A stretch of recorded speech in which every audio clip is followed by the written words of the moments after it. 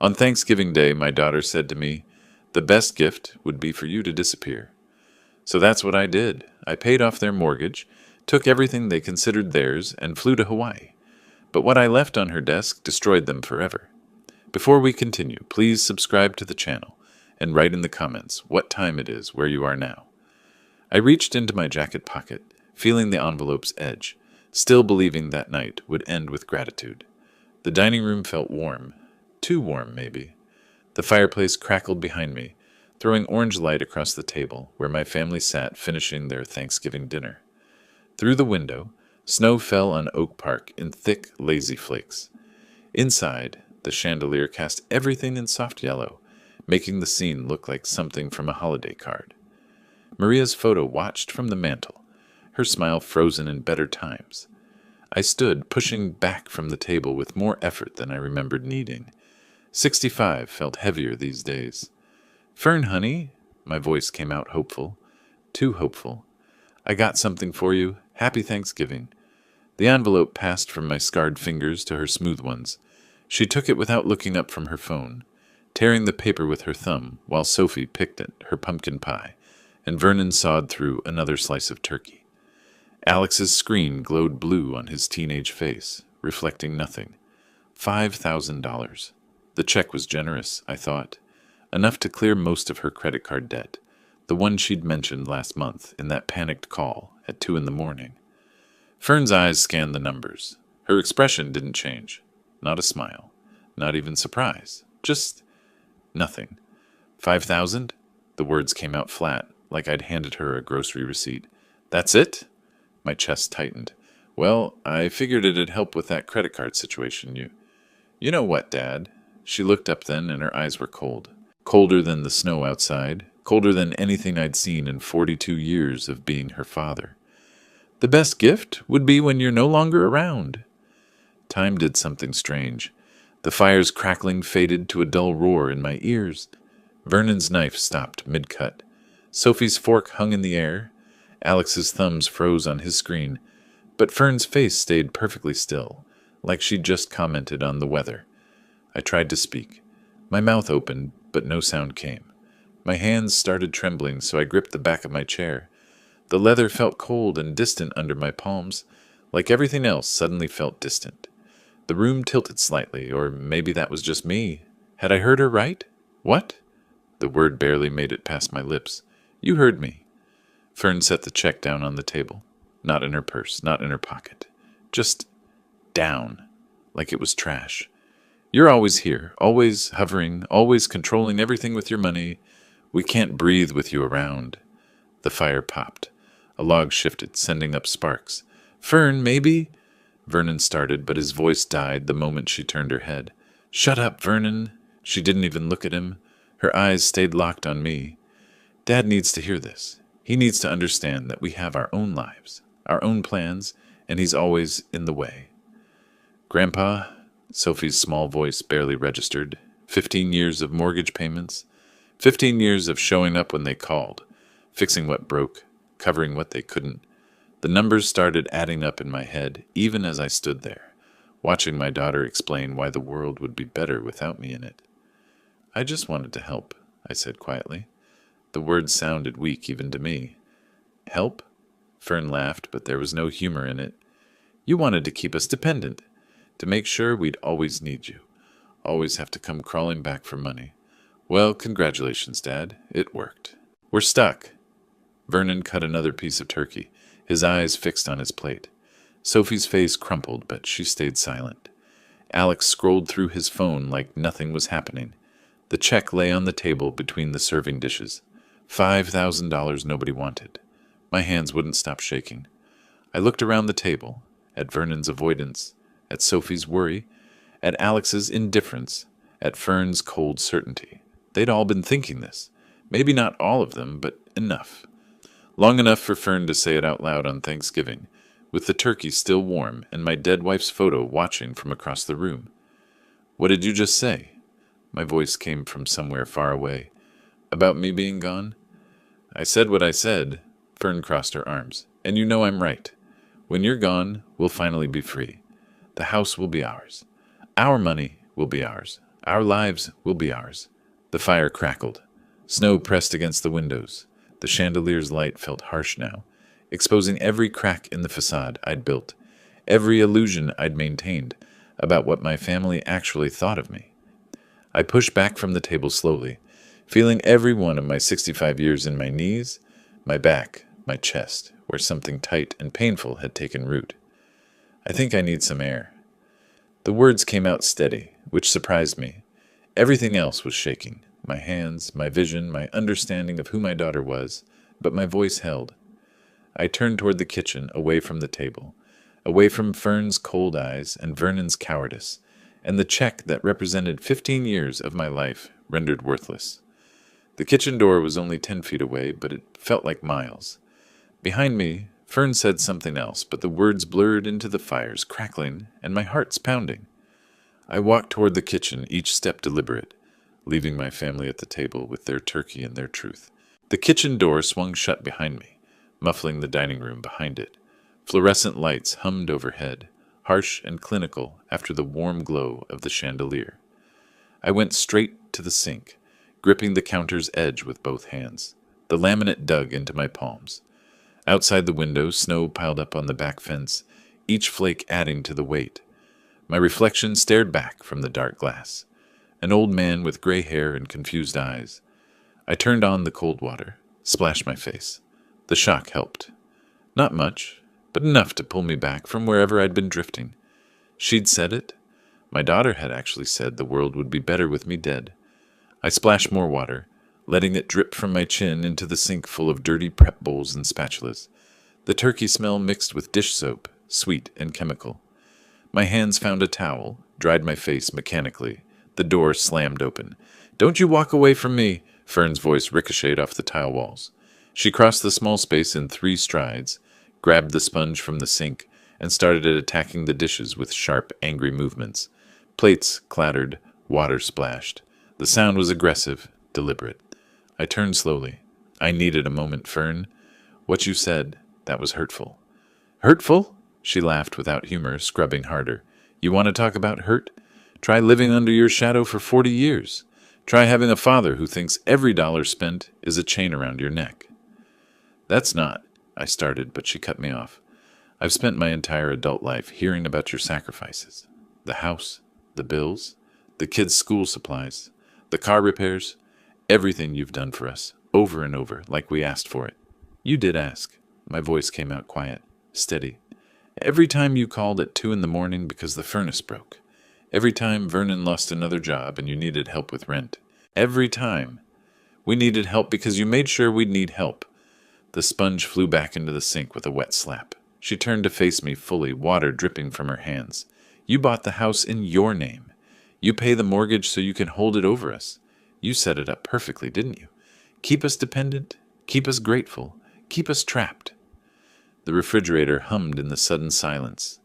Outside, a car passed, its headlights sweeping across the snowy yard. "I bought the house because you couldn't afford it," I said. "You and Vernon were 3 months behind on rent. You had a 6-month-old baby. What was I supposed to do?"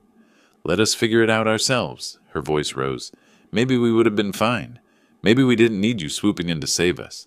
But you couldn't stand that, could you? You needed to be the hero. You needed us to owe you." She moved closer, and I saw something in her face I'd never seen before. Not anger, not frustration, something harder, something that had been building for years while I'd been too busy paying bills to notice. Her finger jabbed into my chest, once, twice. Each poke punctuated her words. "You, wanted, us, dependent." I stepped back against the counter. "Fern, that's not true. I wanted to help my daughter raise my grandchildren in a safe place. Or you wanted to make sure we could never leave." Another jab. "Make sure we'd always be right here under your thumb, needing you. Because what would you be without us needing you, Dad? Just a lonely old man in an empty house." The words hit harder than her finger. I raised my hands, not in defense, just surrender. "Is that really what you think, after everything?" "I think—" She paused, breathing hard. The anger in her face shifted to something else, something that looked almost like pain but harder. "I think you need to hear this. Mom would have wanted you to hear it. Don't." My voice came out sharp. Don't bring your mother into this. Why not? She knew. She knew you were like this. Controlling, always needing to be the center of everything, always making it about your sacrifices. Your mother? I stopped, swallowed hard. Your mother would be ashamed to hear you talk like this. Fern's face went red. Don't you dare bring Mom into this.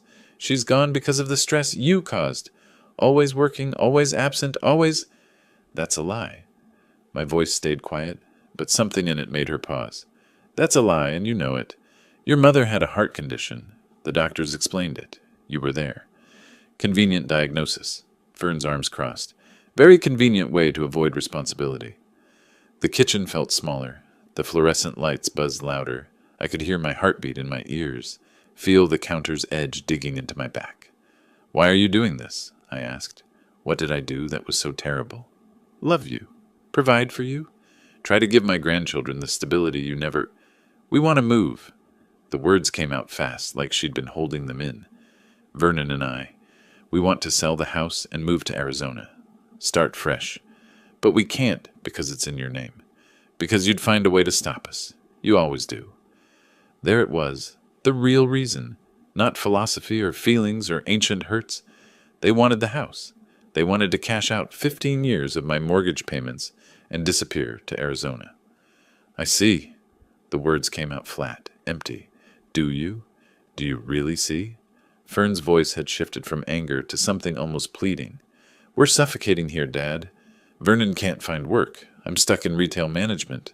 The kids are growing up in your shadow. We need a fresh start, but you won't let us have it. I looked at her, really looked at her. When had my little girl, the one who used to hand me tools in my workshop and call herself my helper, become this stranger? When had help become control in her mind? When had love become manipulation? I'll leave you alone now. I pushed off from the counter, moved toward the doorway that led to the bedroom hall. Yeah, that's right. Her voice followed me, sharp and cutting. Run away like you always do. Can't handle the truth, so you hide, just like with Mom. I stopped at the doorway but didn't turn around. My hand rested on the frame. The house, my house, the one I'd poured 15 years into, suddenly felt like a cage, but I couldn't tell anymore who was trapped in it. I walked into the hallway, leaving Fern alone in the kitchen with the dirty dishes and the cold fluorescent light. I closed the bedroom door behind me and sat in the dark for a long time before turning on the lamp. The rocking chair by the window held me like it always did when sleep wouldn't come. Outside, Chicago wore its winter coat, snow falling past street lamps, occasional headlights cutting through the darkness, the distant wail of a siren somewhere in the city. My reflection ghosted in the window glass, an old man alone with his thoughts. Time moved strangely. I watched the clock on the nightstand crawl from 10 to 11 to midnight. My body ached for sleep, but my mind wouldn't stop replaying. The kitchen, the dining room, Fern's cold eyes saying she wanted me gone. Gone. Dead, really. That's what she meant. When you're no longer around. Not retired in Florida. Not moved to a smaller place. Dead and buried so she could finally have her house, her freedom, her Arizona dream. Near 1 a.m, I stood. My knees protested. Everything protested these days. I crossed to the bookshelf where I kept the things that mattered. Maria's books, my old engineering manuals, and underneath them all, the leather-bound photo album. The leather creaked when I opened it, like it remembered every time I'd sought comfort in these pages. The first photo showed Maria in her wedding dress, 1982, her smile so bright it seemed to light up the faded color. My younger self stood beside her, 23 years old and stupidly optimistic about everything ahead. Next pages, baby Fern, her tiny fist wrapped around my finger. Toddler Fern at the playground, her face full of joy as I pushed her on the swings. 5-year-old Fern in my workshop, wearing one of my old hard hats that swallowed her whole head, handing me a wrench with such seriousness. I stopped on one particular photo. Maria holding Fern, maybe 3 years old, both of them laughing at something off camera. Yellow sundress on Maria. That dress. She wore it to everything important. Fern's kindergarten graduation, school plays, parent-teacher conferences. In the photo, Fern looked at the camera with pure, uncomplicated love. When did it change? I traced my finger over Maria's face, careful not to smudge the old print. Maria's face in that photo, I whispered to the empty room. She was smiling, holding baby Fern. Back then, Fern looked at me like I was a hero. The question haunted me. When did Daddy become Dad become burden? Was it after Maria died 8 years ago, leaving me to navigate Fern's grief alone? Was it when she married Vernon, when financial problems became the language of our relationship? Or was it gradual, death by 1,000 small betrayals I'd been too busy to notice? I closed the album slowly, feeling its weight. My hands caught the lamplight, scarred, calloused, marked by decades of construction work. The burn scar on my right thumb from the welding torch incident in '98. The permanent calluses from gripping tools. The white line across my left palm where a piece of sheet metal had sliced deep during the Henderson Building project. Every mark told a story of providing. Every scar was a payment made. 15 years. 15 years of mortgage payments. I did the math that night, sitting in my rocking chair while Chicago slept. $600 a month average over 15 years. $287,000 total, not counting the credit card bailouts, 3 of them totaling another $18,000. Not counting the car repairs, the emergency loans, the kids' school supplies, the medical bills when Vernon's insurance lapsed. None of it repaid. None of it even acknowledged, apparently. Just expected. Worse than expected. Resented. I thought about Maria's words, ones she'd said so often I could hear her voice. Lem, don't let people mistake your kindness for weakness. She'd say it when contractors tried to underbid me, when neighbors asked for favors they never returned, when Fern started calling more often as an adult, but only when she needed something. I finally understood what she meant. Standing, I walked to the window and pressed my forehead against the cold glass. The city stretched out below, thousands of lights representing thousands of lives. People who probably also struggled with when to help and when to stop helping, when sacrifice became enabling, when love became a weapon used against you. I thought I was building a legacy, I said to my reflection. Turns out I was building a prison for myself. But here's what Fern didn't understand, what Vernon couldn't see, what maybe even I hadn't fully grasped until tonight. I hadn't created their dependency to trap them. I'd created it because I loved them. Because when your child calls crying at 2 a.m, you help. When your grandchildren need winter coats, you buy them. When the furnace breaks in January, you fix it. I'd done what fathers do, what I thought fathers were supposed to do. They'd taken it and twisted it into something ugly, something selfish on my part, when the selfishness was theirs all along. They wanted the house, my equity, my investment, my 15 years, wrapped up in a neat Arizona package, and I was the obstacle. That night, sitting alone in my bedroom while my family slept, or pretended to sleep, or hid from me, I decided something. I was done being invisible in my own life. I didn't know how yet. Didn't know what shape my response would take. But standing there with the cold glass against my forehead and Maria's photo watching from the nightstand, I felt something shift inside me. Something that had been bending for years finally snapped clean. I turned from the window and looked at my bedroom, my sanctuary, the one space that was truly mine. Then at Maria's photo on the nightstand, I picked up the silver frame, its weight familiar in my scarred hands. "I'm sorry, Maria," I whispered to her frozen smile. I tried. I really tried with her. Setting the photo down carefully, I moved to the bed and sat on its edge. Exhaustion pulled at me now, but it was different than before. Not the exhaustion of defeat. Something else. Something that felt almost like relief. I couldn't change the past, couldn't undo Fern's words, or take back my years of sacrifice, but I could control what happened next. The decision was made, even if the plan wasn't. Outside, snow continued falling on Chicago, covering everything in white. Fresh start, clean slate. Maybe that's what I needed too. Not Arizona, something else. Something that would show my daughter exactly what life looked like when I finally, truly, stepped aside. I didn't sleep. When gray morning light finally crept through the window, I was still in the chair, watching the city wake up beneath its blanket of snow. 7 o'clock came without ceremony.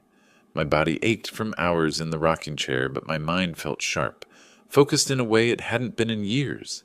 Standing took effort, knees protesting, back stiff, but I managed. The hallway stretched quiet and empty before me. No sounds from the other bedrooms. Fern and her family either sleeping late or avoiding me. Both suited me fine. The kitchen held yesterday's ghost, dirty plates still in the sink, the faint smell of turkey gone cold. I ignored it all, went straight to the coffee maker, dumped in grounds without measuring. Strong coffee, the kind that strips paint and keeps construction workers functional through 14-hour shifts. While it brewed, my eyes caught on the cabinet above the refrigerator, the one where I kept important papers. Home documents written on the folders tab in Maria's careful handwriting, back when she managed our filing system. My hand reached up, pulled it down. The folder felt heavier than it should. I set it on the kitchen table, poured coffee so strong it looked like crude oil, and sat. Inside, insurance papers, warranty booklets, old utility bills, and underneath everything, the contract, cream-colored paper gone slightly yellow at the edges, my signature in blue ink, date March 15th, 2010. The numbers swam into focus. Property address, 342 Oak Street, Oak Park. Purchase price, $320,000. Primary owner, Lemuel Gomez. Fern's voice from the kitchen echoed, "It's your house, your name." She was right about that. I stared at that signature, and memory pulled me backward. 14 years. 14 years since that signature. Since the day I'd believed I was helping my daughter build a life. I remembered that day clearly. Spring 2010. Fern had shown up at my old house, the smaller one Maria and I had bought when we first married.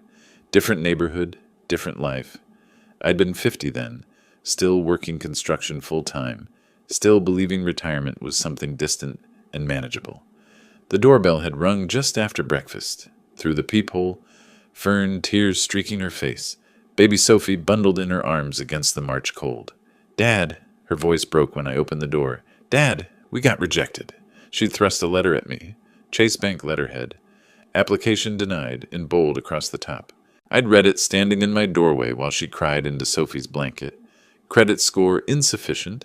Debt-to-income ratio unfavorable. Employment history unstable. "What about Vernon's job?" I'd asked, already knowing the answer. Fern's face crumpled further. "He's between positions right now. The shop laid him off 3 months ago." Between positions. That phrase would become Vernon's permanent state. "Please, Dad, the kids need a stable home. We found this perfect place in Oak Park. Good schools. Safe neighborhood. We just need help with the down payment. Maybe co-signing?" Sophie had chosen that moment to grab my finger with her tiny fist. 6 months old.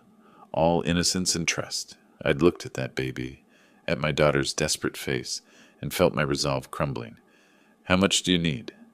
"Just co-sign. I promise we'll pay you back once Vernon finds something steady." We'd driven to Chase Bank together that afternoon. The loan officer, a professional woman in her 40s, with a no-nonsense haircut, had reviewed our situation with clinical efficiency. Papers spread across her desk. Computer screens glowing. Numbers that seemed enormous then. Routine now. "Mr. Gomez." She'd looked at me over her reading glasses. "Since you're the primary income source with established credit, we'll list you as the primary owner. Your daughter will be a co-resident." I'd hesitated. Primary owner, not co-owner. The distinction felt important, but Fern had been bouncing Sophie on her knee, making the baby giggle, and I'd thought, what does it matter? Family takes care of family. "That's fine." I'd signed where she pointed. "Family takes care of family." Fern had hugged me tight when we left the bank, Sophie sandwiched between us. "Thank you, Daddy. You're the best. I promise we'll make you proud." Daddy. That was the last time she'd called me that. The coffee had gone cold in my hand.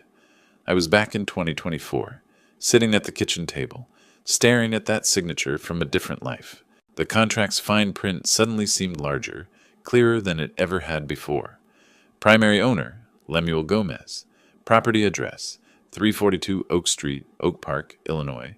Co-resident, Fern Gomez Vernon. Mortgage term, 30 years. Monthly payment, approximately $1,600. I pulled out my calculator, the old one with the big buttons that I'd used for construction estimates.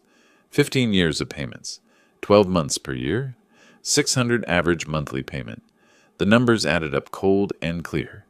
$287,000, not counting interest rate fluctuations, not counting the times I'd paid extra when they'd fallen behind on utilities, not counting the 3 credit card bailouts totaling another $18,000, not counting Vernon's emergency car repairs that somehow always happened right before Christmas.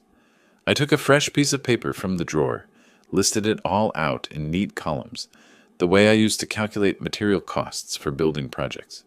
Mortgage payments, $287,000 credit cards, $18,000 car repairs, $12,000 school supplies to clothes, $8,000 emergency loans, $15,000 miscellaneous bailouts, $9,000 total, $349,000 over 15 years.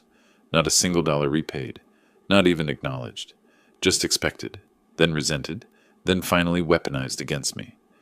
Vernon's between positions had become permanent unemployment. Fern's promises to pay me back had become accusations of control. My help had become their prison, somehow. I wrote on the notepad in capital letters, "House taught mine," legally, completely. The words stared back at me. Fern had meant it as an accusation when she'd said, "your house," but she'd accidentally told the truth. It was my house, my name on the deed, my money in every nail and shingle. Mine. Footsteps creaked overhead. Someone was awake. I gathered the papers quickly, slid them back into the folder, stood. My legs felt steadier now. Purpose had a way of strengthening old bones. I walked back to my bedroom, folder clutched like a weapon, past the hallway mirror, and saw myself, a 65-year-old man with gray hair and tired eyes, but standing straighter than I had in days.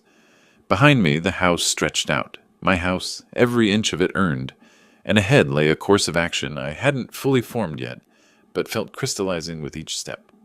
The bedroom door closed behind me with a soft click. I put the folder on my nightstand, next to Maria's photo. Her smile seemed knowing, almost approving. I had proof now. Legal proof. Financial proof. Moral proof, if such a thing existed. What came next was just logistics. I needed professional confirmation of what I already suspected. The phone call from my bedroom felt clandestine, which was ridiculous. This was my house, my decision, my right. But I kept my voice low anyway. Mark Rivera's number was on a business card tucked into my wallet, slightly worn from years of carrying it. We'd worked together 2 decades ago when his firm handled contract law for the construction company. He'd gone solo since then, built a practice that let him keep Saturday hours for friends who needed them. "Mark Rivera!" "Mark, it's Lem Gomez. I need legal advice." I paused, choosing words carefully. "Can you see me today?" A brief silence, then, "Lem?" "Sure, buddy. What's going on? You sound—" "I'll explain in person, please. Come by at 10 tomorrow. Saturday work for you?" "Perfect." I hung up before he could ask more questions. That gave me Friday to avoid my family and prepare what I'd say. "How do you explain to your lawyer that your daughter wished you dead and you're planning to take everything back?" The words didn't exist yet, but I had 24 hours to find them. Friday crawled by like an injured animal. I stayed in my bedroom mostly, made excuses about not feeling well, when Sophie knocked to ask if I wanted lunch.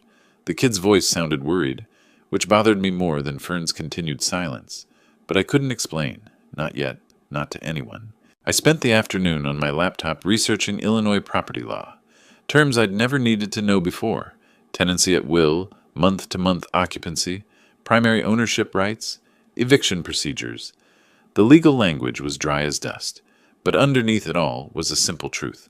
The person whose name was on the deed had power. Period. Friday night, I lay awake again. Not from grief this time, but from planning, calculating. By dawn Saturday, I had my approach mapped out.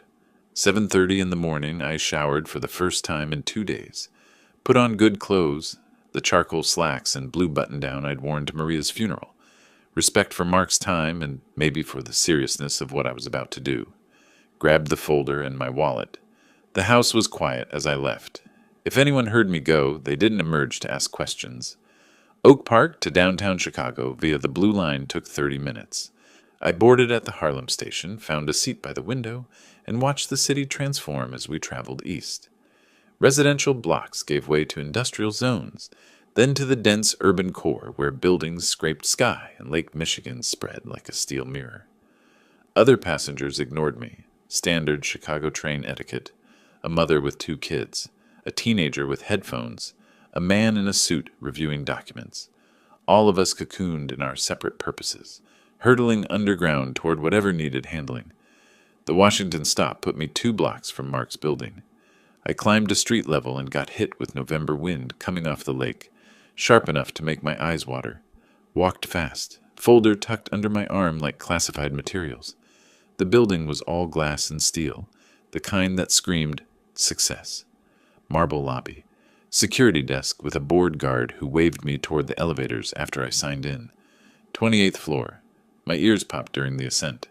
The elevator opened to brass letters. Rivera and Associates. Small practice, but quality. A receptionist who looked fresh out of college smiled professionally. "Mr. Gomez, Mark's expecting you. Go on back. Second door on the right." Mark's office had the view I'd expected. Floor-to-ceiling windows overlooking downtown. Lake Michigan visible in the distance with ice forming along its edges. The man himself stood when I entered. 50 years old, fit from regular gym time, hair going distinguished gray at the temples. We shook hands. His grip was firm, concerned. "Lem, sit!" He gestured to the leather chair across from his desk. "Want coffee? You look like you could use it." "I'm past coffee, Mark." I sat, pushed the folder across the polished wood surface. "I need answers." He settled into his chair, pulled the folder closer, opened it. His expression shifted from casual to professional as he scanned the first page. "Put on reading glasses. Read in silence except for the occasional rustle of paper and a low that could have meant anything." Minutes passed. Outside, a helicopter crossed the skyline. Inside, I watched Mark work, checking details against something on his computer screen, probably the Illinois property database, knowing him. He made notes on a legal pad in handwriting that looked like controlled chaos. Finally, he leaned back, removed his glasses, rubbed the bridge of his nose. "Lem!" His voice carried weight. "Legally speaking, this property is entirely yours." Something in my chest loosened. "Validation. Explain that." Mark tapped the contract. "Primary owner. Your name, your credit, your financial responsibility. Your daughter is listed as a co-resident, which is essentially a tenant designation. She has no ownership stake. You've been making every payment for—" He checked his notes. 15 years. Can I take it back?" He blinked. "Take it back?" "Lem, you never gave it away. They're essentially tenants living in your property. What exactly are you asking?" "What if I want them out?" Mark whistled softly, set down his pen. "That's heavy. They're family. Family that told me—" I stopped, reconsidered. "But if I couldn't tell my lawyer, who could I tell? Family that told me the best gift would be when I'm no longer around. My daughter said that, to my face, on Thanksgiving." The office went very quiet. Even the city noise from 28 floors below seemed to pause. Mark stared at me, professional mask slipping to show genuine shock. "She said that?" Word for word. He picked up his pen again, clicked it twice. A thinking habit I remembered from years ago. "Okay, you have every legal right to do this. Illinois law requires notice for eviction. Standard is 30 days without cause. Can I do it faster? They're month-to-month residents without a formal lease, correct?" I nodded.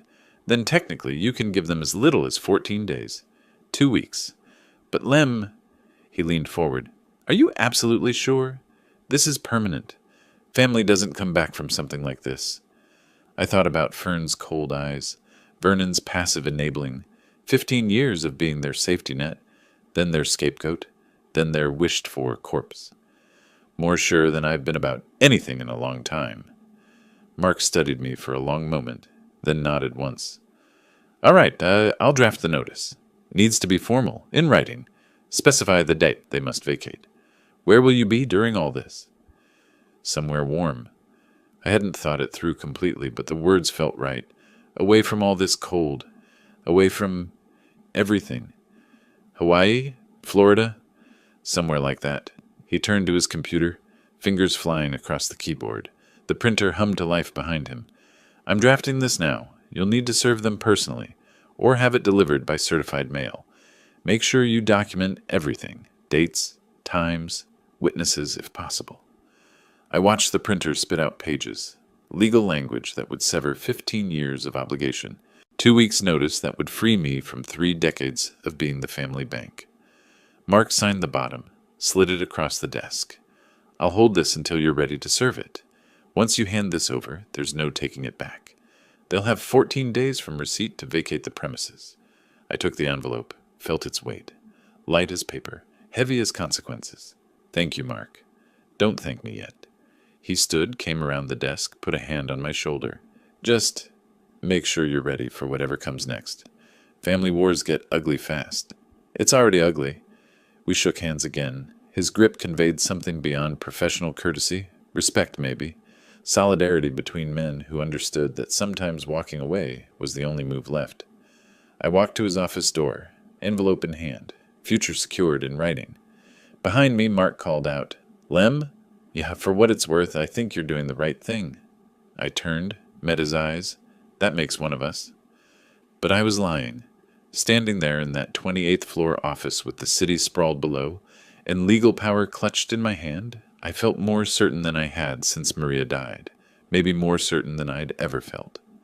The door closed behind me with a soft, final click. The train ride back felt different. I had legal certainty now, and an envelope in my coat pocket that would change everything. By the time I reached Oak Park, it was nearly noon. I grabbed lunch at a small diner near the station, coffee and a sandwich I barely tasted, trying to plan next steps. The envelope from Mark sat in my inside pocket like a concealed weapon, loaded, ready. But one more thing needed handling first. Home by 2 o'clock. The house greeted me with silence that felt intentional. No sounds from upstairs, no television noise. The kitchen counter held a note in Fern's handwriting. Went to Outlet Mall, back tonight. F. Perfect. Hours alone. I took off my coat, hung it carefully, walked to my bedroom, tucked Mark's envelope into my nightstand drawer underneath the photo of Maria, then returned to the living room, to the desk where my old computer sat gathering dust. The machine took forever to boot up, 5 years old, whirring like it resented being disturbed. While it loaded, I made tea, ritual, calm. Sat in the desk chair and looked around the room. This house, my house, every mortgage payment a brick in walls they'd taken for granted. My online banking loaded slowly. Password twice before it accepted me. Then, account summary.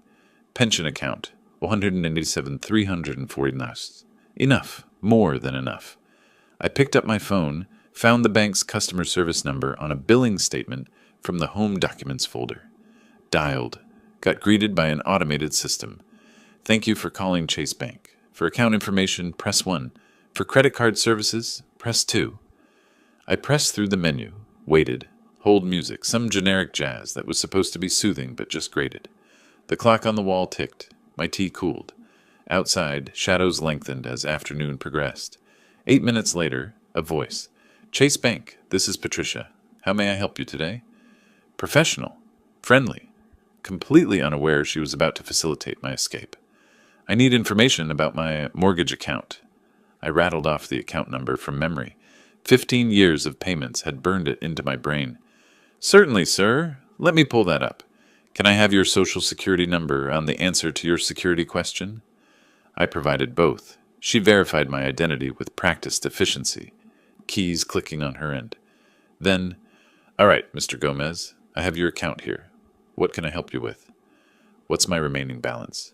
Your current mortgage balance is $43,127.89.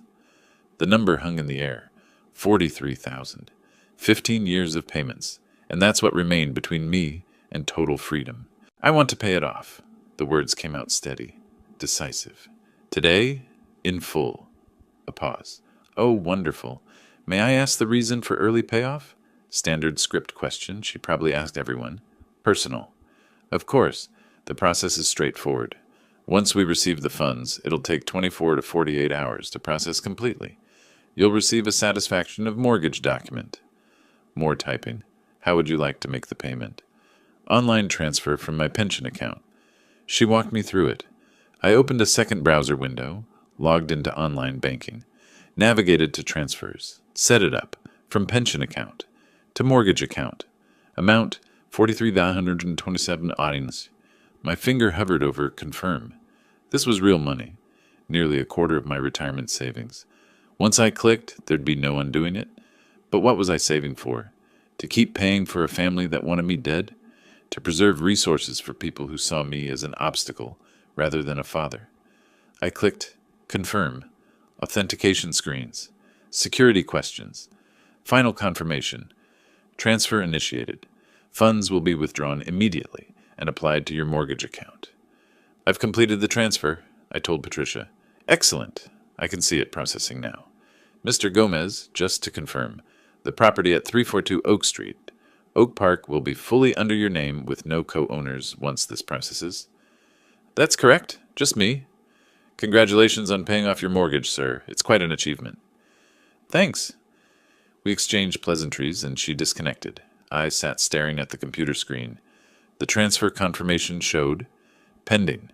24-48 hours for completion. A ping from my email. I opened it.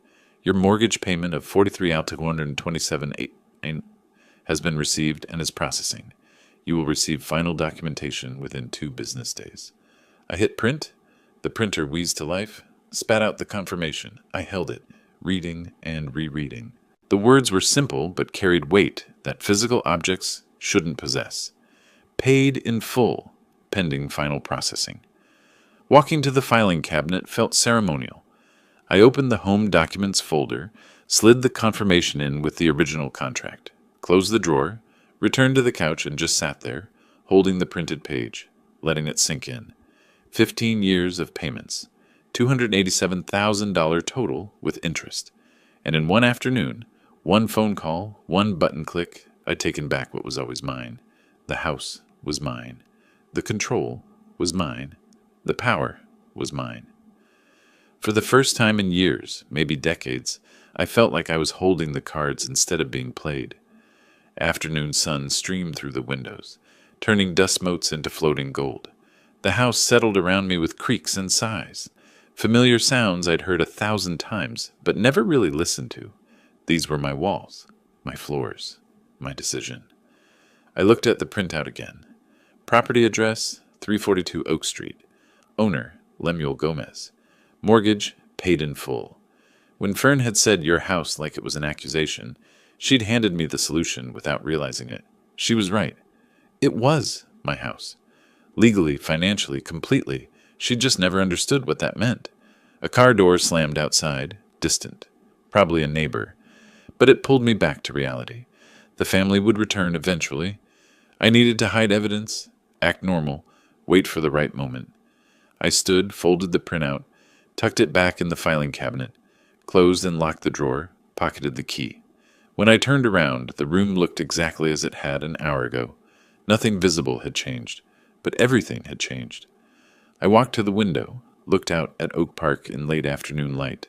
Snow melted slowly on sidewalks. A kid rode a bike down the street. Normal life continuing while mine transformed completely. Another car door, closer this time.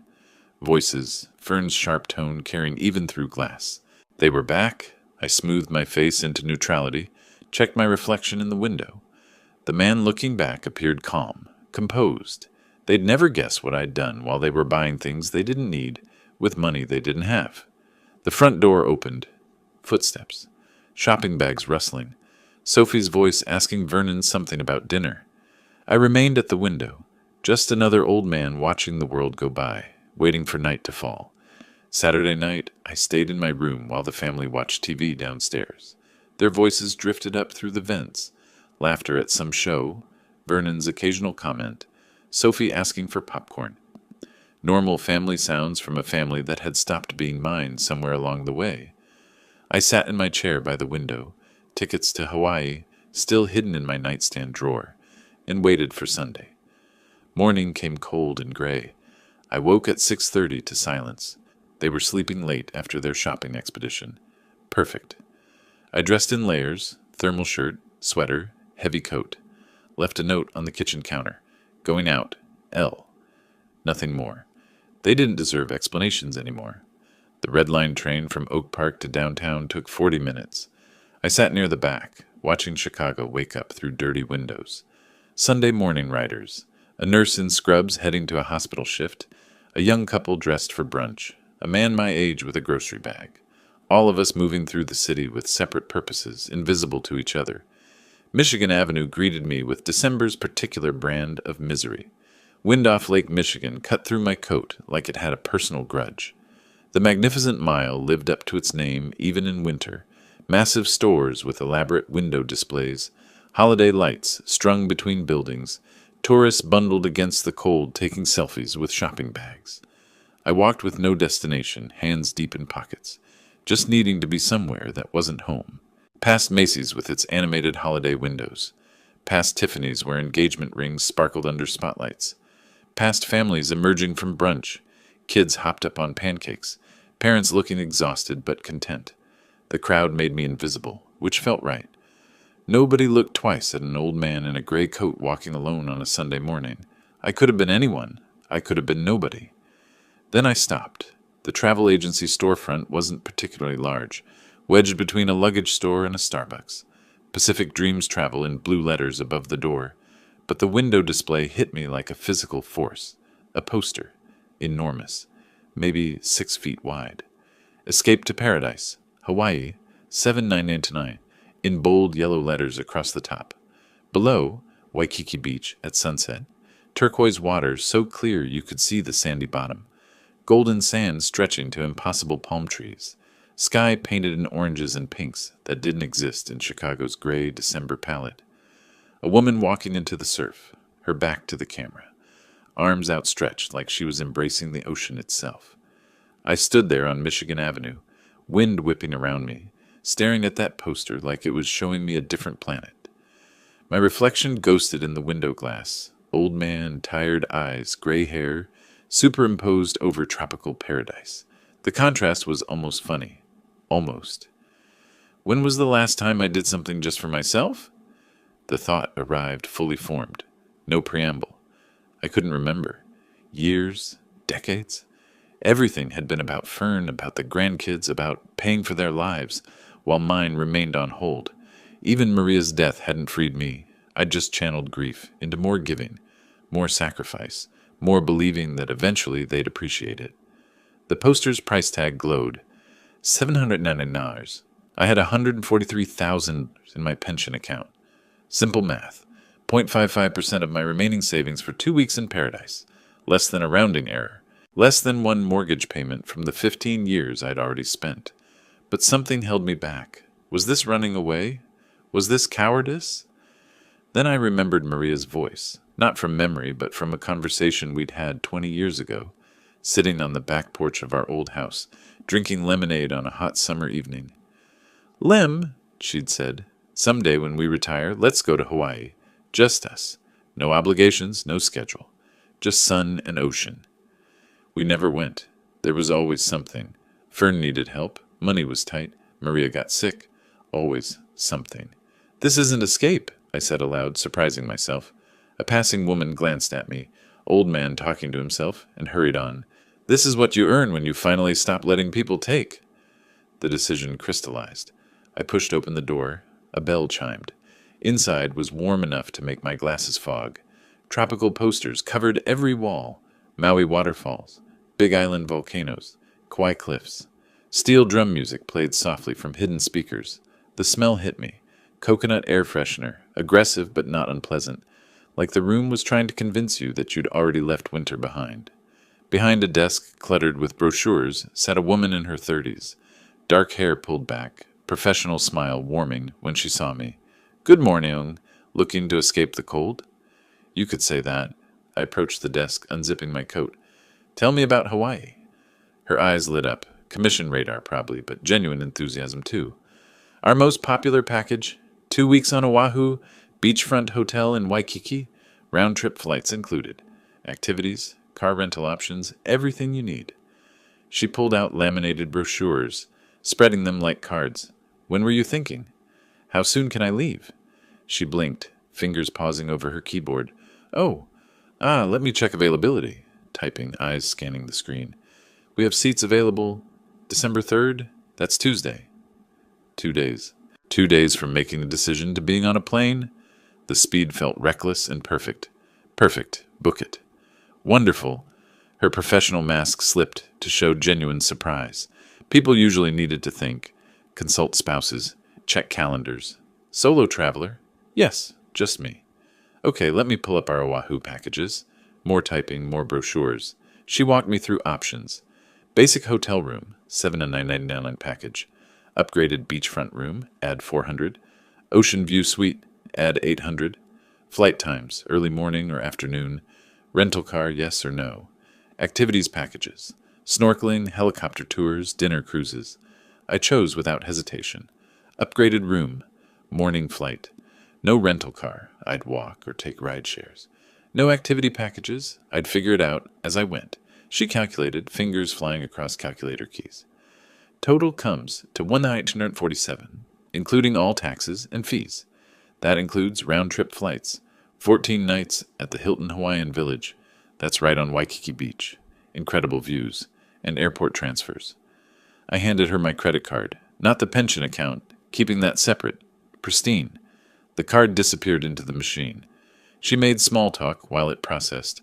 Weather in Hawaii. Perfect always. Best restaurants. Endless options.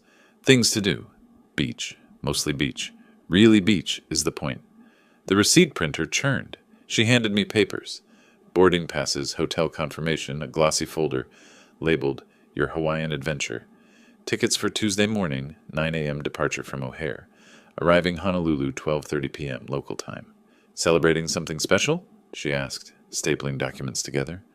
I looked at her, young, optimistic, probably went to Hawaii herself once and never stopped talking about it. How could I explain that I'd spent 15 years paying someone else's mortgage, that my daughter wished me dead, that I'd finally decided to stop being a doormat and start being a person? You could say that. I smiled. First genuine smile in days. A new beginning. Her answering smile was warm, uncomplicated. Well, congratulations. You're going to love it. The ocean is like nothing else. I left the agency holding my papers like they were sacred documents. The bell chimed behind me. Outside, December wind tried to rip the folder from my hands, but I held tight. 2 weeks. Waikiki Beach. Sun and ocean and no responsibilities. No Fern, no Vernon, no guilt. I stood on Michigan Avenue, Christmas lights twinkling overhead, shoppers flowing around me like water around a stone, and felt something I hadn't felt since before Maria died. Anticipation. Not dread, not obligation, not weary resignation. Actual anticipation for something good coming toward me. The tickets confirmed. December 3rd, 7 a.m. check-in. 48 hours from now, I'd be on a plane heading west, leaving everything behind. I started walking back toward the red line, folder tucked inside my coat against the wind. Chicago's cold couldn't touch me anymore. I was already somewhere warmer. Sunday evening, I avoided dinner, stayed in my room with my tickets spread on the bed, like treasure maps. Monday morning, Fern left for work at 8. I heard her car start, listened until the sound faded. Vernon's voice drifted from downstairs, taking the kids to Sky Zone, back by 6. By 4 p.m., I had the house to myself. The kitchen felt different in the late afternoon light, golden December sun slanting through windows, making everything look warmer than it was. I sat at the table where we'd eaten Thanksgiving dinner, barely a week ago, where Fern had handed me my death wish, wrapped in casual cruelty. Blank paper, blue pen, deep breath. Dear Fern, I crossed it out. Too soft, too familiar. This wasn't a letter from a father. This was a legal notification from a property owner. Fern and Vernon. Better, formal. Both names, both responsible. By the time you read this, I'll be gone. Not gone the way you... Stopped. Too emotional. Too much explanation. They didn't deserve my reasoning. Just facts. I crumpled the paper. Started again. The second attempt was worse. Too angry, too detailed about every betrayal. The third was too cold, almost cruel. I wasn't trying to hurt them, just establish boundaries they should have recognized years ago. Fourth attempt. I wrote slowly, weighing each word like it was evidence in court, because it was, in a way.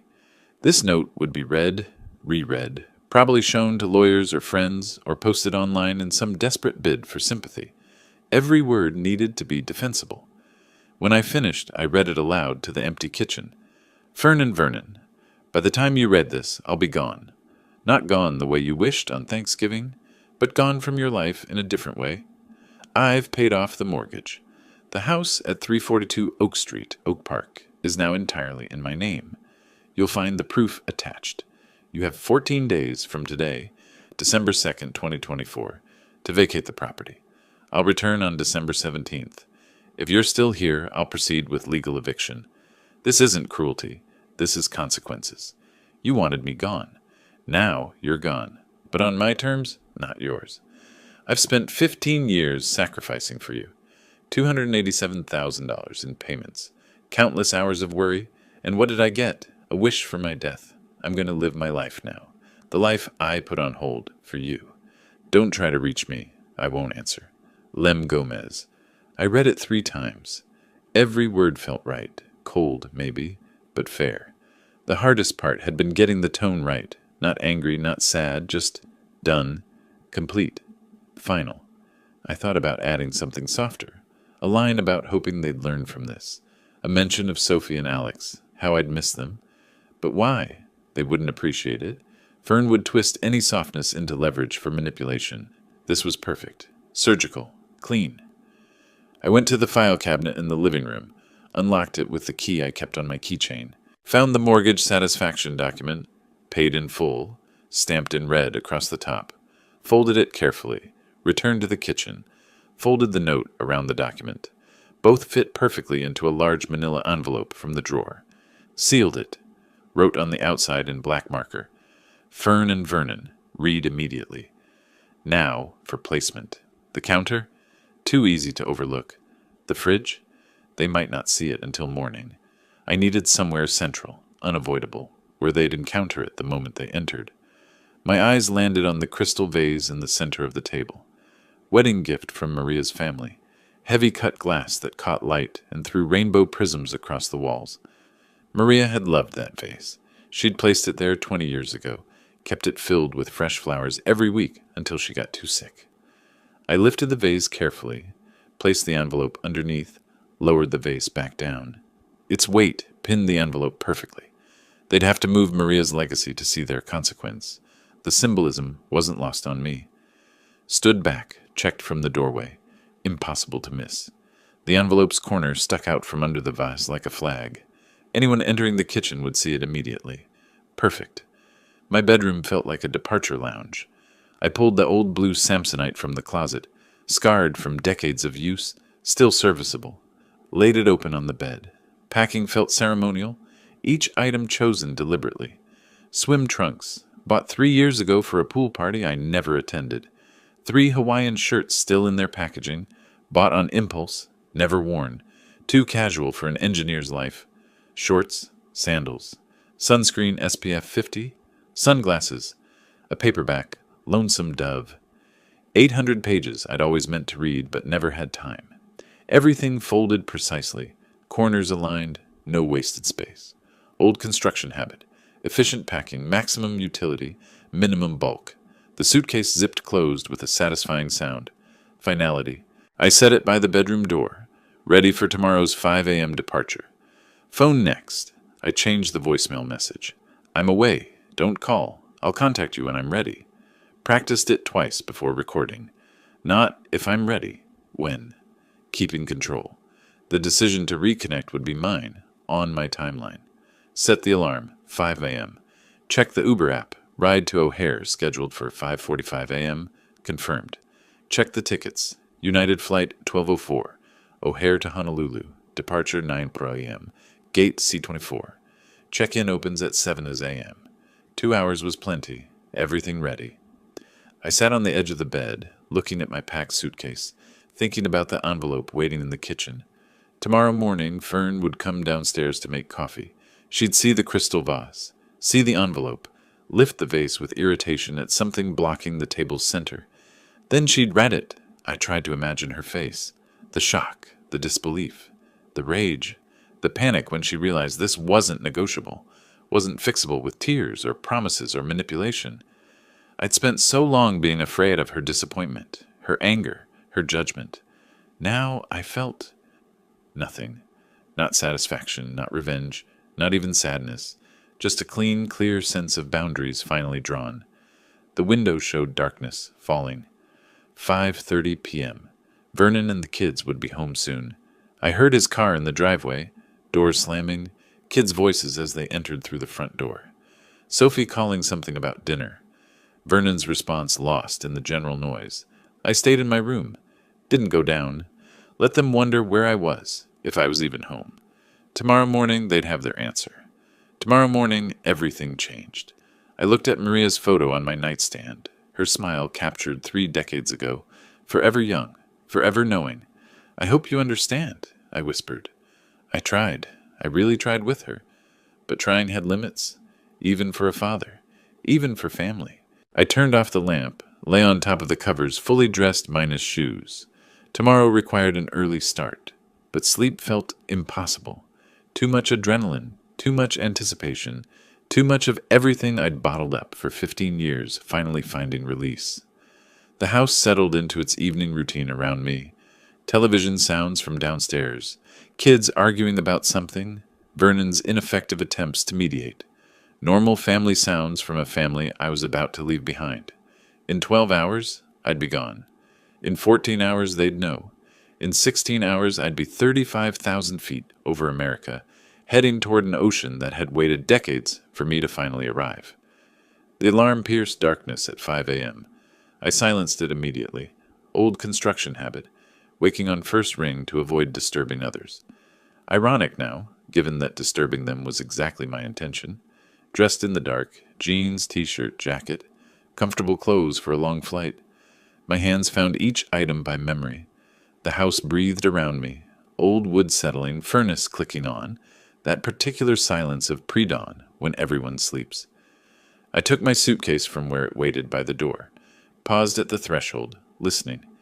Down the hall, Vernon's snoring, thick, rhythmic, the sound of a man who'd never lost sleep over anything important. Beyond that, nothing. Sophie and Alex dead to the world on a school morning they wouldn't be attending. Fern silent in whatever dreams she had. The stairs creaked despite my care. 3rd step, 7th step, 10th. I knew exactly which ones sang and avoided them anyway. Old habit, sneaking out for early work shifts without waking Maria. Now sneaking out for freedom. Kitchen doorway, I stopped. The crystal vase caught ambient light from the street, throwing faint prisms across the table. The envelope underneath remained undiscovered, waiting like a landmine. One more sleep cycle separated Fern from detonation. I could have left it somewhere else. Could have texted after landing. Could have done this 1,000 gentler ways. But gentle had gotten me nowhere for 15 years. I turned away, walked to the front door, opened it carefully. Cold December air hit my face. Sharp, clarifying, real. Closed the door behind me with a soft click that sounded like punctuation. Final sentence. Paragraph break. End of chapter. The Uber waited. White Toyota Camry. Driver named Ahmed according to the app. 30s maybe. Tired eyes in the rearview mirror. He helped with my suitcase without comment. Another early airport run. Nothing special about me. Terminal 3, United? Yes. We pulled away from 342 Oak Street. I looked back once. The house sat dark, except for a single porch light I'd forgotten to turn off. Windows black, secrets sleeping inside, one family's comfortable lies about to become uncomfortable truth. Then we turned the corner, and it disappeared. I-90 at 5:45 a.m. on a Tuesday. Eerily empty. Occasional semi-hauling goods somewhere. Early shift workers, other airport runs. We flew east, headlights cutting through darkness. Downtown Chicago's skyline visible in the distance. Lit towers against lightning sky, indifferent to individual human dramas playing out in its shadow. Ahmed didn't talk, which I appreciated. The radio played soft jazz. I watched Chicago pass. Industrial zones, suburbs, airport hotels, finally the massive terminals of O'Hare rising like spacecraft about to launch. Terminal 3, United. Ahmed helped with my bag, accepted the tip I'd added through the app, drove off. I stood for a moment on the curb, watching other travelers flow into the terminal. Families, business people, that particular energy of 6:30 a.m. departures. Inside, chaos disguised as order. Check-in kiosks beeped, screens directing people through electronic steps.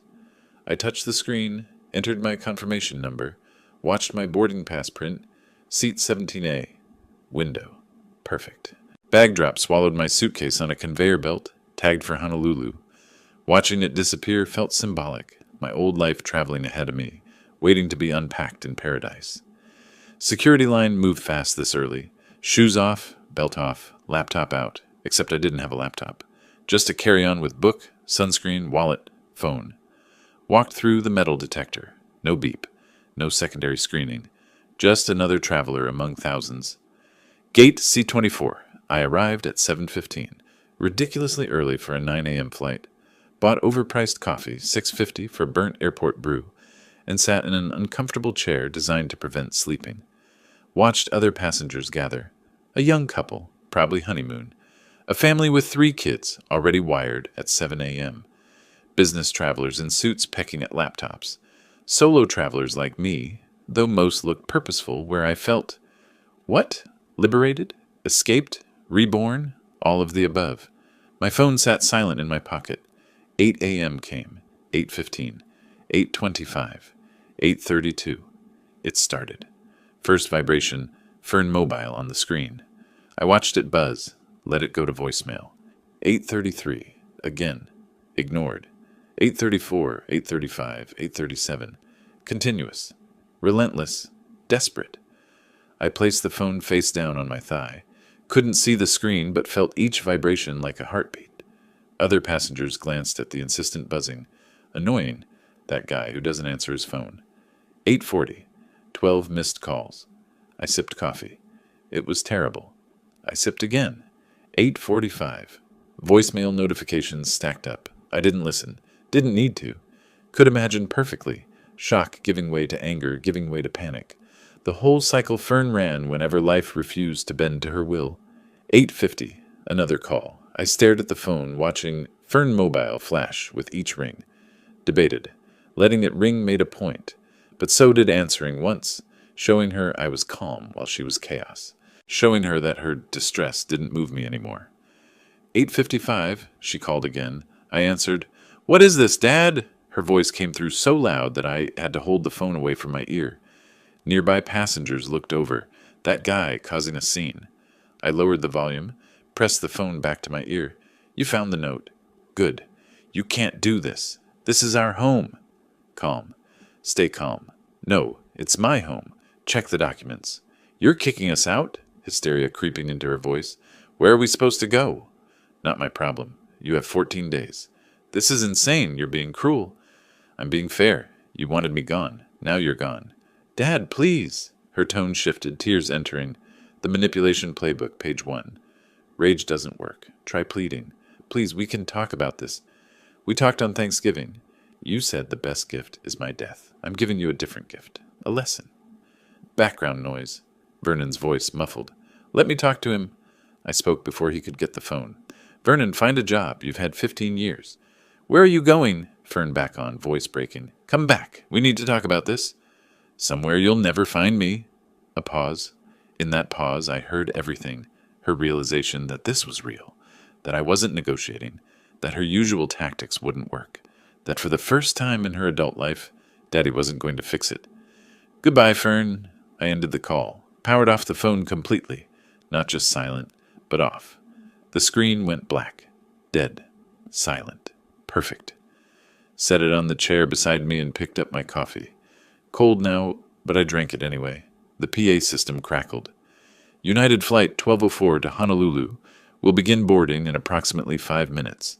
Zone 1 passengers may line up at this time." I stood, stretched. 65-year-old joints protested the uncomfortable chair, but nothing hurt that sunshine wouldn't fix. Took my carry-on, moved to the boarding area. Around me, families gathered children. Couples checked tickets. Business travelers finished last-minute emails. The gate agent appeared behind the counter, professional smile in place, ready to facilitate 300 people's journeys west. "Thank you for your patience. We'll now begin boarding United Flight 1204 to Honolulu. Zone 1 passengers, welcome aboard." I was Zone 2, so I waited. Watched Zone 1 file through. First class, premium economy. those who'd paid extra or traveled enough to earn privileges. They disappeared down the jetway toward the plane. Zone 2 passengers. Welcome aboard. I scanned my boarding pass. Beep. Approved. Walked down the jetway, that familiar industrial tunnel, connecting terminal to aircraft. The plane appeared ahead. Boeing 777. Big enough for the long Pacific crossing. Entered through door 2L. Flight attendant smiled. Welcome aboard. 17A is on your left, about halfway back. Found it. Window seat, emergency exit row, extra legroom. Perfect. Stowed my carry-on overhead. Sat. Buckled in. A couple claimed 17B and 17C, older, 60s maybe, dressed in matching Hawaiian shirts, honeymooners at 65. She caught me looking, smiled. First time to Hawaii? In a way, yes. Oh, you'll love it.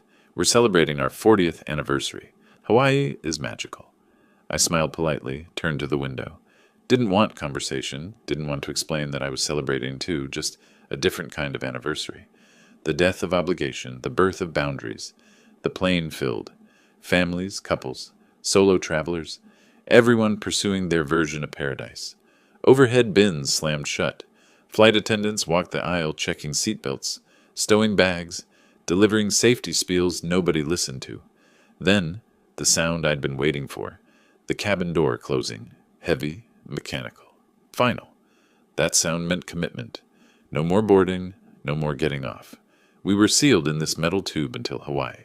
PA system. Flight attendants, prepare for departure. The plane lurched backward, pushed by a tug we couldn't see. Began the slow taxi toward the runway.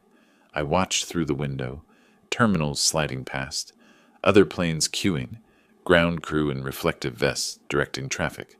The captain's voice, "Ladies and gentlemen, we're number 3 for takeoff. Flight time to Honolulu is approximately 9 hours. We'll be cruising at 39,000 feet. Weather in Honolulu is 82 degrees and sunny." 82 degrees, sunny.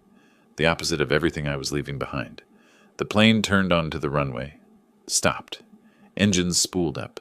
That rising whine that meant power building, physics preparing to defy gravity. Then, acceleration. Pushed back into my seat by forces I could feel but not fight. The runway lights blurred past, faster, faster. That moment of uncertainty when the plane was committed but not yet airborne. Then, lift. Smooth and sure. The wheels left pavement. Chicago began falling away below. Banking left, climbing, the city spread out beneath us. Grid of streets, frozen Lake Michigan catching morning sun. Tiny cars on highways. The dense downtown core where I'd made my escape plan real. All of it shrinking, becoming abstract, becoming past. At 35,000 feet, the plane leveled. Seatbelt sign dinged off. Around me, passengers relaxed, reclined seats, pulled out books or tablets or closed eyes for sleep. I opened Lonesome Dove, ran my fingers across the first page. Started reading. The prose was dense. Western, nothing like my life. Perfect. Flight attendant appeared. Something to drink? 9:45 a.m. Early for alcohol, but vacation rules applied. Tomato juice, please. She poured it over ice, handed it across. I'd never liked tomato juice before. Never tried it, really. But today felt like a day for new experiences. I sipped. Tangy. Salty. Strange, but not unpleasant. Below, Chicago had disappeared into clouds. Somewhere down there, Fern was panicking. Vernon was useless. Sophie and Alex were confused. Mark was probably fielding a desperate call, asking if there was some legal way to stop this. And I was here, 35,000 feet up, reading a book, drinking tomato juice, heading toward an ocean that had waited 65 years for me to finally arrive. I turned the page and kept reading. The plane began its descent 3 hours later. Through the window, Hawaii emerged from endless blue, volcanic mountains draped in green, white beaches tracing dark rock, water so turquoise it looked artificial. Landing felt like entering a different atmosphere. The cabin door opened and tropical air rushed in. Warm, humid, heavy with the scent of flowers I couldn't name. After Chicago's December bite, it felt like breathing for the first time. Baggage claim moved slowly. I didn't care. A hotel representative waited at arrivals holding a sign. Hilton Hawaiian Village. She placed a lei around my neck. Plumeria, sweet enough to make me dizzy.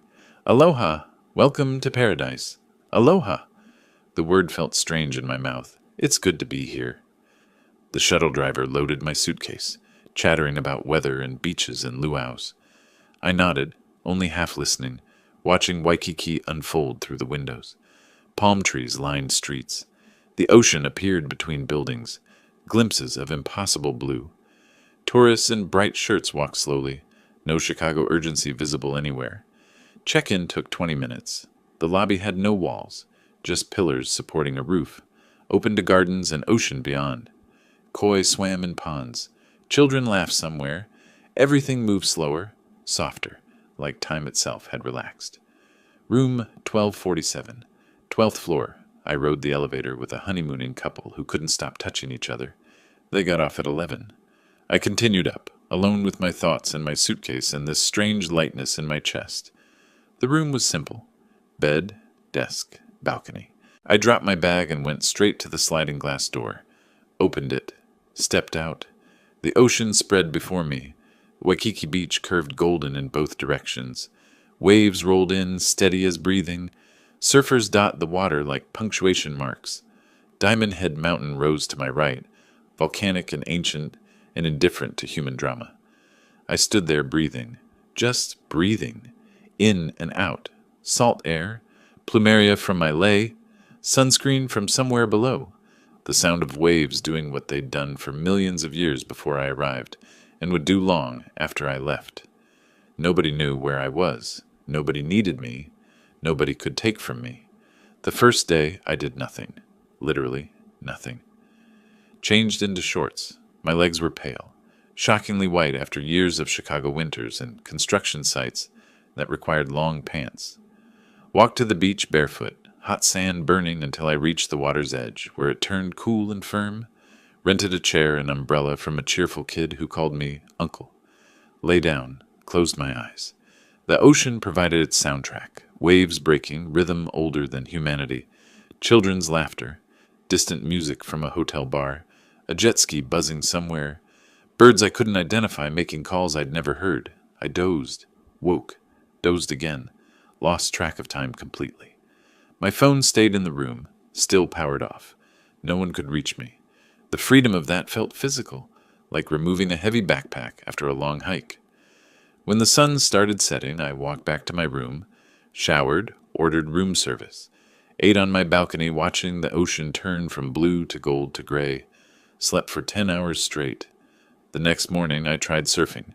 The instructor's name was Jake, 25 maybe, tan like he'd been born that way, enthusiasm radiating off him like heat. A small group gathered on the beach. Me, 2 college girls, a family with a teenage son. First time surfing, bro? First time doing anything just for fun in 15 years. Jake paused, board under his arm, reading my face. Whoa, heavy. Well, let's get you on that board. On sand, it looked easy. Paddle, pop-up, balance. Jake demonstrated with the grace of someone who'd done this 10,000 times. The college girls giggled. The teenager looked bored. I focused, trying to remember the movements. In the water, everything changed. The board wobbled. Waves I'd thought were gentle became powerful forces. I paddled. Jake shouted, "Pop up!" and I tried. My feet slipped. I fell face first into salt water. Came up sputtering, nose burning. Jake laughed, not meanly, just delighted. Again, I tried. Fell. Tried. Fell. My arms ached. Water went up my nose 3 more times. The college girls were already standing on their boards, squealing with success. The teenager managed 2 seconds before wiping out spectacularly. Then somehow I got it. Popped up. Feet found balance. The board glided forward. 3 seconds, maybe 4, and I was surfing. Actually surfing. Then I fell, but I was laughing. I'm too old for this. Jake paddled over, grinning. Nah, man, you're never too old to try. I tried 8 more times. Managed to stand twice. Laughed every single time I fell. When the lesson ended, my arms felt like jelly, and my face hurt from smiling, and I couldn't remember the last time I'd laughed that hard at my own failure. That afternoon, sore muscles forced me to nap. I didn't fight it. Day 3, I hiked Diamond Head. Woke early to beat the heat, took an Uber to the trailhead. The path climbed steeply, switchbacks and stairs and tunnels carved through volcanic rock. Sweat poured down my back. My legs burned. Other hikers passed me, young couples, families with energetic kids. I kept going, slower but steady. The summit opened up like a revelation. 360 degrees of view, ocean stretching to infinity, Waikiki tiny below, mountains marching into distant haze. Wind whipped up from the crater, cool and clean. I stood at the railing, breathing hard, feeling my heart pound, and felt more alive than I had in years. Tourists took selfies. A family asked me to photograph them. I obliged, handed back their phone. Nobody knew my story. To them, I was just another old guy hiking a mountain. Perfect. Descent was easier. At the bottom, I bought shave ice from a truck.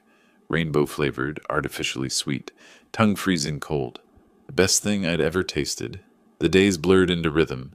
Farmer's market. Bought fresh pineapple, juice running down my chin, sticky and sweet. Poke bowl for lunch.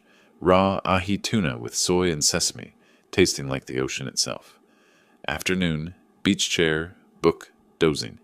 Evening, Mai Tai at sunset, rum strong enough to warm my chest, watching the sky turn impossible colors. One evening, a luau, fire dancers spinning flames, hula dancers telling stories with their hands, ukulele music floating over the audience. I sat next to a retired couple, Tom and Linda from California, 70s, holding hands like teenagers. "Are you here with family?" Linda asked during intermission. "No, just me. First solo trip."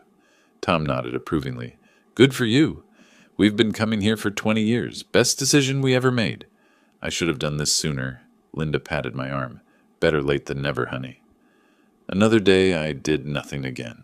Found a palm tree near my hotel, spread a towel, opened Lonesome Dove, read 50 pages, dozed, woke to find a hermit crab investigating my book. Laughed. The crab scuttled away, offended. No one needed me. No one called. No one took from me. On day 7, I rented a kayak. Single person, bright yellow. Paddled out past the reef where the water deepened from turquoise to navy. The bottom disappeared beneath me. Fish darted below, silver flashes in crystalline water. My arms ached, but it was a good ache, earned through choice rather than obligation. I stopped paddling, let the current drift me, floated, stared at the sky. A pelican landed nearby, regarding me with one yellow eye before diving for fish. I laughed. This bird had no idea who I was. Didn't know about mortgages or ungrateful daughters or 15 years of sacrifice. Didn't care. Just wanted fish. That evening, back at the hotel, I showered sand off for the dozenth time and smiled. Found myself smiling more. Ordered Ono fish for dinner, local catch, perfectly grilled. The waiter was friendly without being intrusive. The beer was cold. The sunset was free. Halfway through my meal, I realized I'd been here a week, 7 days. Only 7 more until I had to return. Didn't want to go back. Not yet.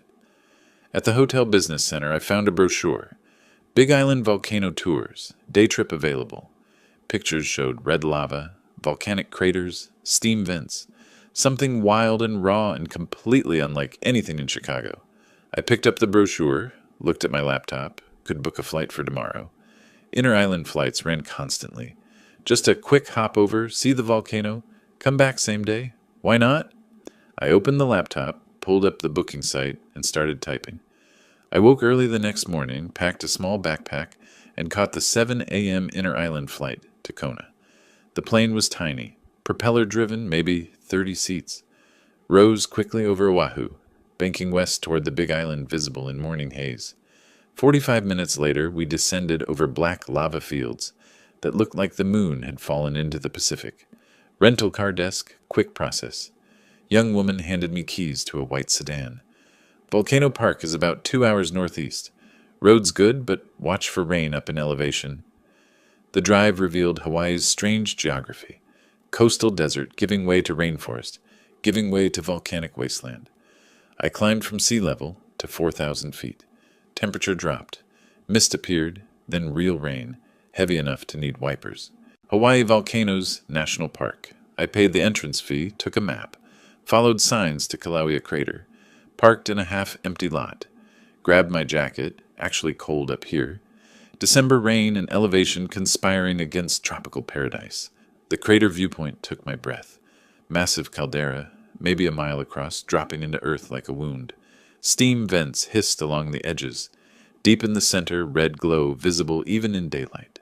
Active lava lake, churning and molten. A park ranger gave a talk to gathered tourists. Young guy, early 20s, enthusiastic about geology. The volcano is both creator and destroyer, he explained, gesturing toward the crater. It gives life to these islands, but demands respect. Everything you see here was built by fire and violence. Sounds familiar, I muttered. The ranger turned, caught my eye. Personal experience? You could say I'm rebuilding after an eruption. He nodded like that made perfect sense. Maybe it did. I walked the rim trail, feeling heat radiating from Earth. Sulfur smell, sharp, like rotten eggs, mixed with rain and volcanic rock. The ground felt warm under my feet, almost alive.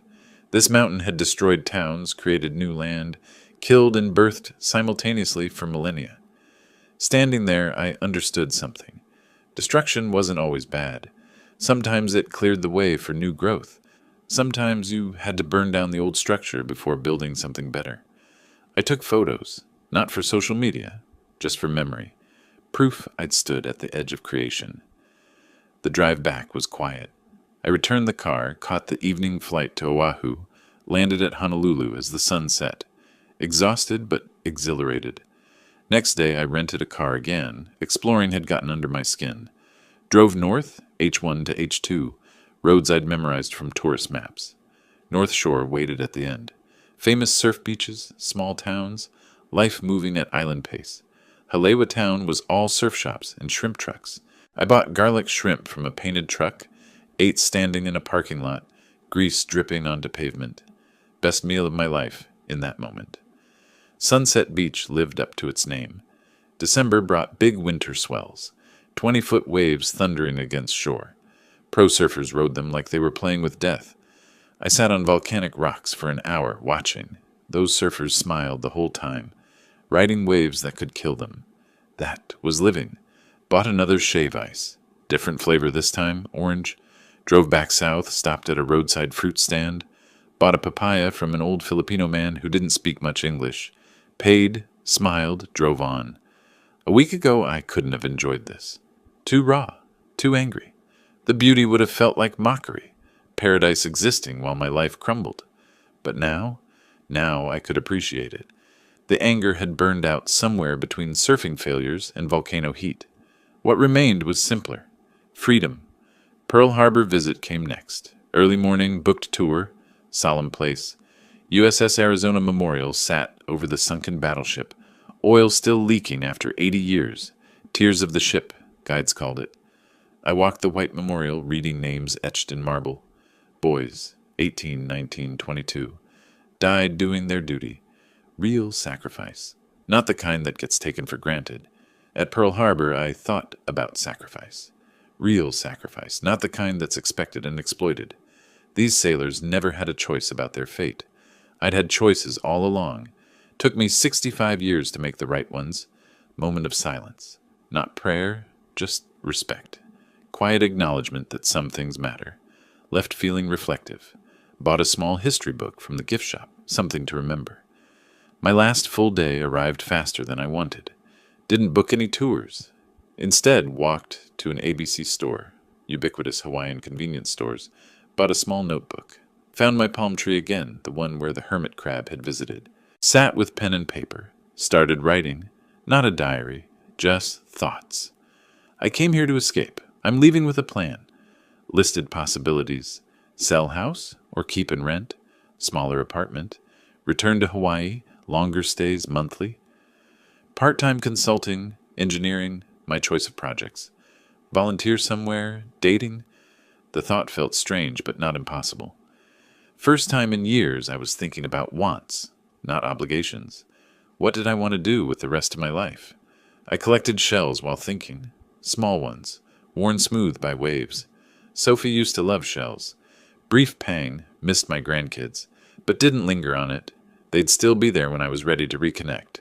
If I was ready. Packing day came with mixed feelings.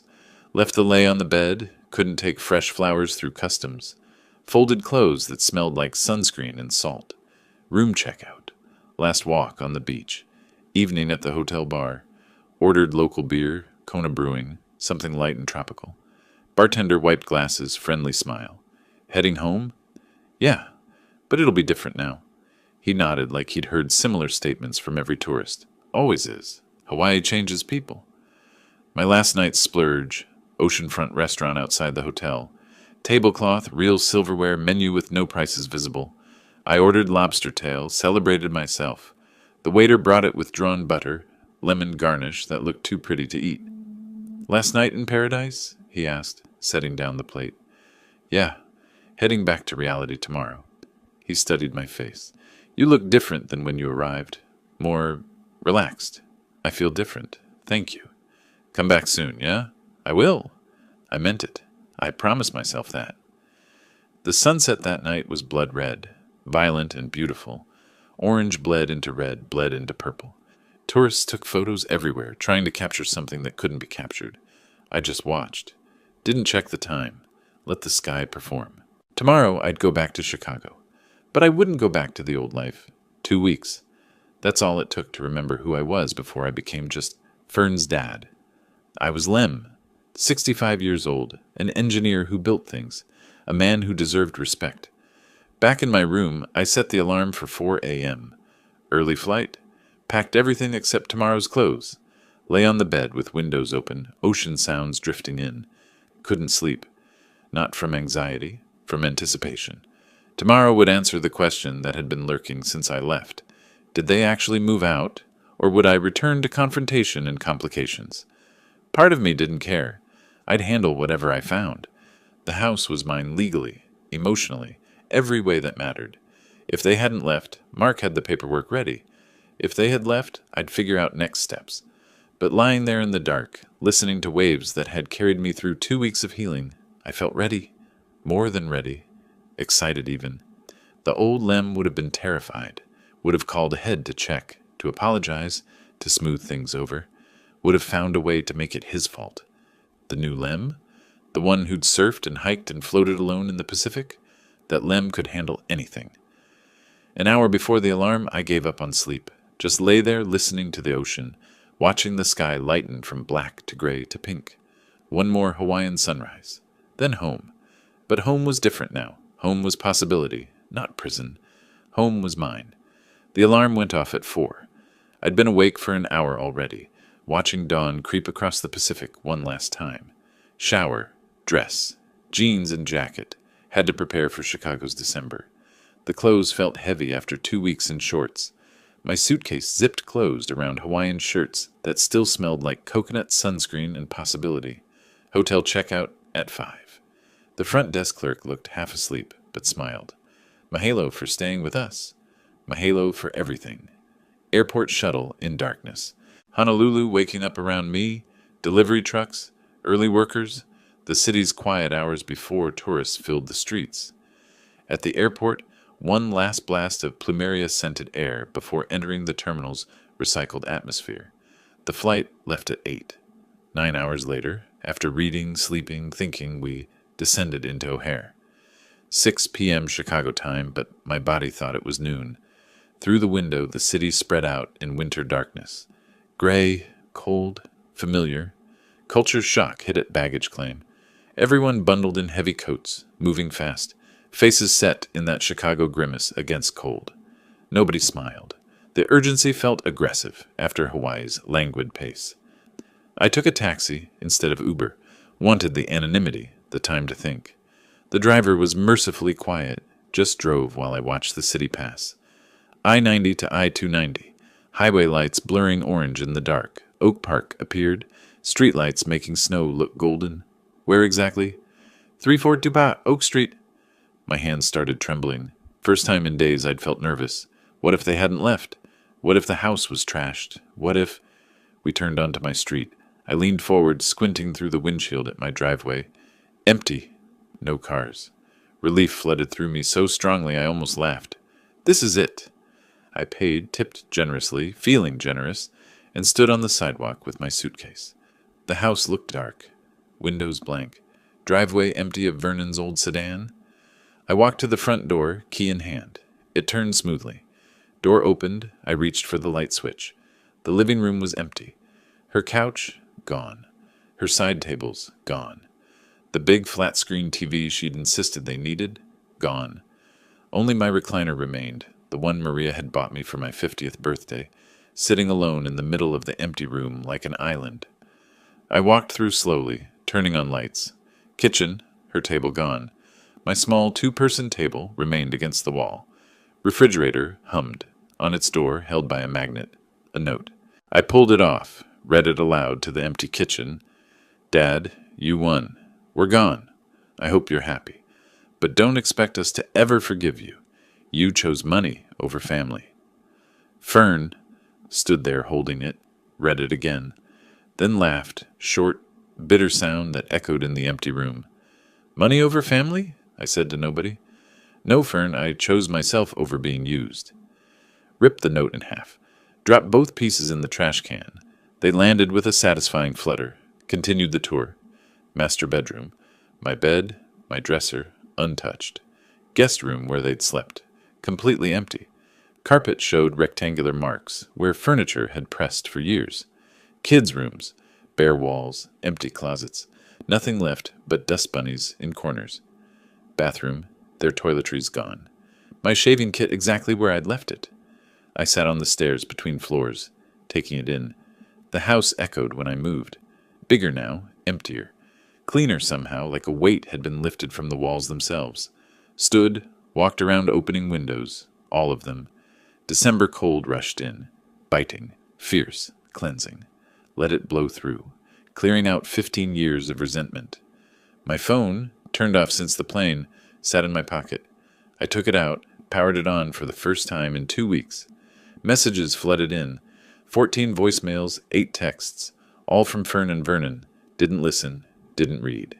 Deleted everything, blocked both numbers. The phone went silent again. Sat in my chair, Maria's chair, and called Mark. He answered on the second ring. Lem, you're back? They're gone. Pause. How do you feel? Lighter, like I can breathe again. What's next? I looked around the empty room at the windows showing Chicago's December night, at the space that was finally, truly mine. I'm thinking, maybe sell this place, get something smaller, or spend more time in Hawaii. I don't know yet. But I have options. You deserve it, buddy. You really do. Thanks, Mark. For everything. We talked for a few more minutes. Logistics, legal questions, next steps, but mostly just friends checking in. When I hung up, the silence felt good.